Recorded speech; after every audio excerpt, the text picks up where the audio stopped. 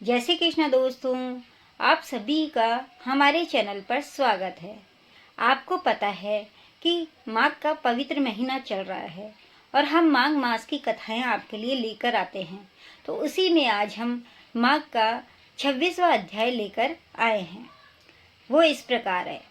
पथिक कहने लगा कि हे प्रेत, तुमने सारस के वचन किस प्रकार और क्या सुने थे, सो कृपा करके कहिए।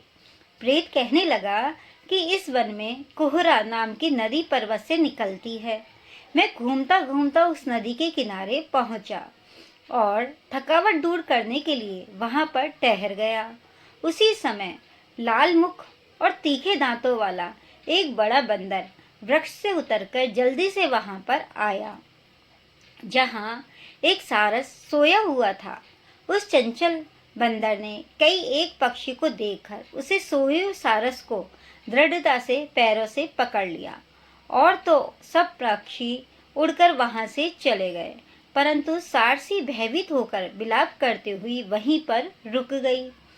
नींद के दूर होने तथा भय से नेत्र खोलकर सारस ने बंदर को देखा और मधुर वाणी से कहने लगा, हे बंदर, तुम बिना अपराध मुझको क्यों दुख देते हो? इस संसार में राजा भी केवल अपराधियों को ही दंड देता है, फिर तुम निरपराधी मुझको क्यों दंड दे रहे हो, क्यों दुख दे रहे हो? तुम्हारे जैसे श्रेष्ठ प्राणी किसी को पीड़ा नहीं देते, अहिंसक और दूसरे के कर्मों को नहीं देखते।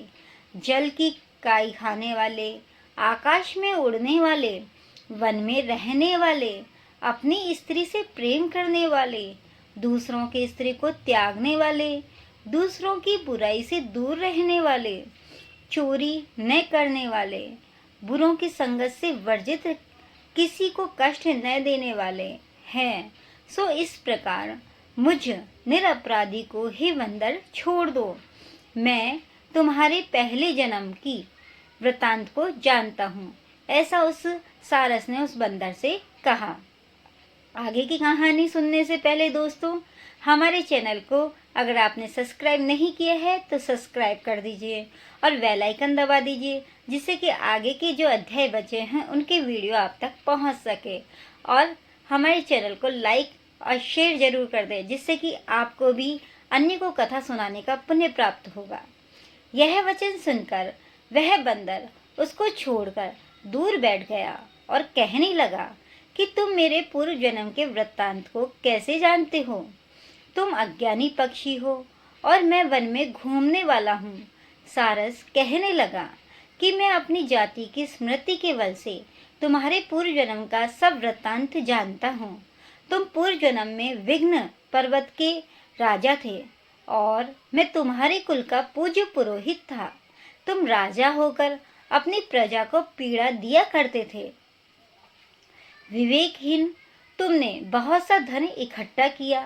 सो बानर प्रजा की पीड़न रूपी अग्नि की ज्वाला से तुम पहले ही तप चुके हो। पहले तुम कुंभीपाक नरक में गिराए गए। तुम्हारे शरीर को नरक में 3000 वर्ष बीत गए, यानी तुम्हारे शरीर को नरक में 3000 वर्ष तक रखा गया। फिर नरक से निकलकर बचे हुए पापों के कारण इस बंदर की योनि में आए हो। मुझको मारना चाहते हो? ऐसा उस सारस ने कहा। पूर्व जन्म में तुमने ब्राह्मण के बाग से लूटकर बलपूर्वक फल खाए थे। उसका यह भयंकर फल हुआ कि तुम वानर और वनवासी हुए। प्राणी अश्वमेध अपने किए हुए कर्मों को भोगता है, यानी कि प्राणी जो अपने कर्म करता है उसको अवश्य ही भोगता है। इसको देवता भी नहीं हटा सकते। इस प्रकार मैं सारस का जन्म लेकर भी अज्ञान से मोहित नहीं हुआ। इतनी कथा कहकर बानर कहने लगा कि यदि ठीक ही जानते हो तो बताओ, तुम पक्षी कैसे हुए? सारस कहने लगा कि मेरी दुर्गति का कारण भी सुनो। तुमने नर्मदा नदी के किनारे पर सूर्य ग्रहण के समय बहुत से ब्राह्मणों के निमित्त 100 ढेर अन्न के दान किए थे। मैंने पुरोहित के मद से थोड़ा सा ब्राह्मणों को दिया और बाकी सब मैंने अपने पास ही रख लिया, यानी कि उसका दान नहीं किया, केवल थोड़ा सा दान किया, बाकी सब मैंने अपने पास रख लिया। इन ब्राह्मणों के द्रव्य का अपहरण करने के पाप से मैं पहले कालसूत्र नरक में और फिर रक्त करदुम नरक में, जहाँ पर बड़े बड़े कीड़े थे और रक्त तथा पीप से भरा हुआ नाभि तक नीचे सिर और ऊपर पैर किए हुए पीप चाटना हुआ उस दुर्गंध वाले नरक में कीड़ों आदि से काटा जाकर 3000 वर्ष तक उस यातना को भोगता रहा। यानी कि मैंने भी दान को पूरा बांटा नहीं और अपने पास रख लिया, इसलिए नरक का भोग किया। मैं नरक के दुख का वर्णन नहीं कर सकता। फिर नरक की यातना से मुक्त होकर यह सारस का जन्म पाया, क्योंकि पूर्व जन्म में अपनी बहन के घर से कांसे का बर्तन चुराया था। इसको मैंने एक जुआरी को दिया, इसी से मैं सारस योनि में आया। यह मेरी स्त्री पिछले जन्म में ब्राह्मणी थी, इसने भी कांसे की चोरी की थी, इसी से यह मेरी स्त्री और सारसी हुई। यह सब मैंने तुमसे कर्म फल कहा है।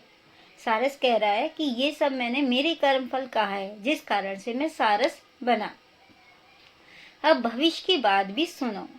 अब मैं, तुम और यह मेरी स्त्री भी हंस होंगे और काम रूप देश में सुख से निवास करेंगे। फिर इसके पश्चात गौर योनि में और फिर जाकर दुर्लभ मनुष्य योनि को प्राप्त होंगे। इसमें मनुष्य पाप और पुण्य दोनों ही कर सकता है। यानी कि ये करने के बाद हम हंस होंगे, हंस के बाद हमें मनुष्य योनि प्राप्त होगी, उसके बाद मनुष्य योनि में हम पाप पुण्य दोनों ही कर सकते हैं। ऐसा उस सारस ने बंदर से कहा। इस प्रकार शिव की माया का यह सारा जगत मोह को प्राप्त होता है। न केवल हम ही, परंतु इस संसार के सभी जीव प्रवृत्ति मार्ग में फंसकर अच्छे और बुरे कर्म करते हैं और उसका फल भोगते हैं। इसलिए सब प्राणियों को धर्म का सेवन करना चाहिए। देवता, असुर, मनुष्य, व्याघ्र, कीड़े मकोड़े सभी से कंटक रूपी मार्ग नहीं छोड़ता। केवल वेदांत जानने वाले योगी ही इस मार्ग से बच सकते हैं। इसी कारण बड़े बड़े महात्मा भी कर्म फल को टाल नहीं सकते। यानी कि कर्म का फल तो बड़े बड़े महात्माओं को भी भोगना पड़ता है। उपाय से तथा बुद्धि से कोई भी इसको नहीं बदल सकता। तुम पहले राजा थे, फिर नरक में गए, अब बंदर की योनि में वन में फिरते हो और फिर भी ऐसा ही जन्म पाओगे। ऐसा उस सारस ने बंदर से कहा, क्योंकि वह बहुत बुद्धिमान था और वह भूत और भविष्य का ज्ञाता था। ऐसा विचार कर आनंद पूर्वक और धैर्य धरकर विचरते हुए काल की प्रतीक्षा करो। तब बानर ने कहा कि पहले जन्म में मैं तुम्हारी पूजा करता था, अब तुम मुझको प्रणाम करते हो। तुम जाति के स्मरण से मेरे पूर्व जन्म के वृत्तांत को जानते हो। आनंद पूर्वक रहो, तुम्हारा कल्याण हो। तुम्हारे वचनों को सुनकर मैं मोह रहित होकर वन में विचरूंगा। प्रेत कहने लगा कि ये पथिक मैंने नदी के तट पर बंदर और सारस का यह संवाद सुना, तब मुझको बोध हुआ और मोह तथा शोक का नाश हुआ।